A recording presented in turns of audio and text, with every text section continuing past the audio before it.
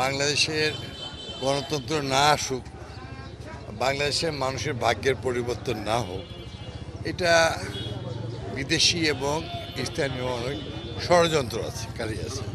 কেউ আবার তাদের সঙ্গে গুপ্ত হয়েও থাকে, হেলমেট বাহিনী হয়েও থাকে। তারা হচ্ছে দেশকে এগিয়ে নেওয়ার কথা বলে না।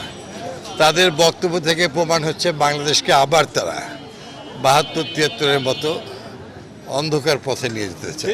বিপুল ভোটের ব্যবধানে ধানের শীষ ইনশাল্লাহ রেকর্ড সংখ্যক ভোটে বিজয় সুনিশ্চিত হবে।